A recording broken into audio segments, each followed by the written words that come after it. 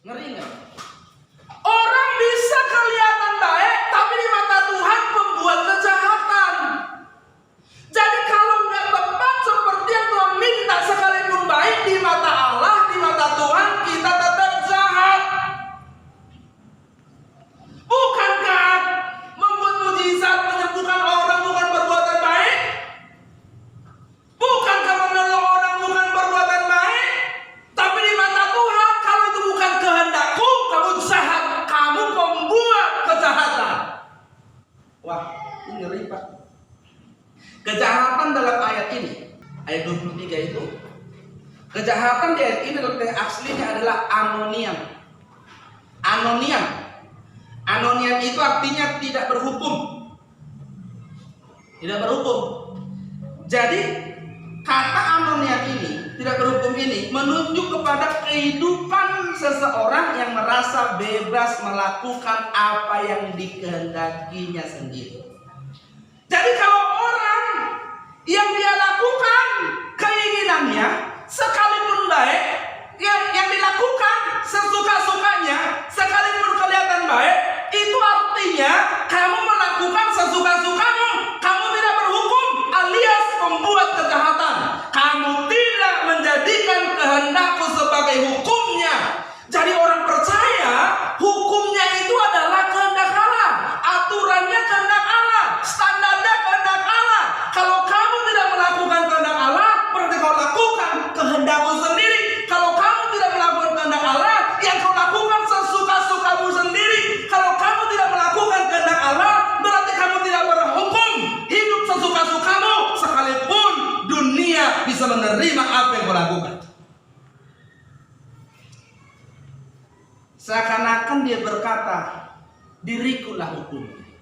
Makanya Bapak Ibu, kenapa ikut Yesus itu harus dikaruniakan menderita? Kita harus mencari titik di mana kita menemukan penderitaan kita mengikuti Yesus. Tapi kalau semua orang mengerti ikut Yesus itu melepaskan diri dari segala milik, itu penderitaan.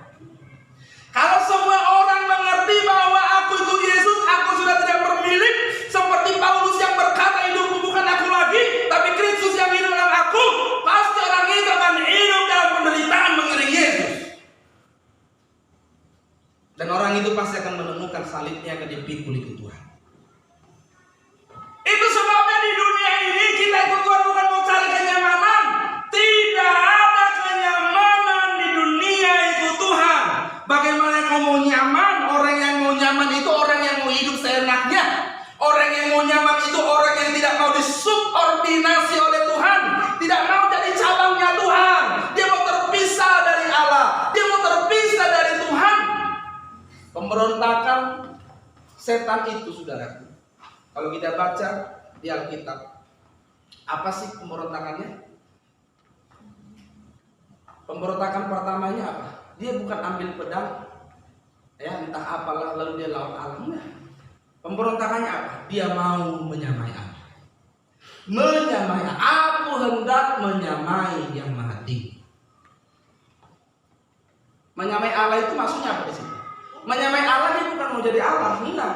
Dia tahu kok dia nggak akan bisa menggusur Allah dari kursinya.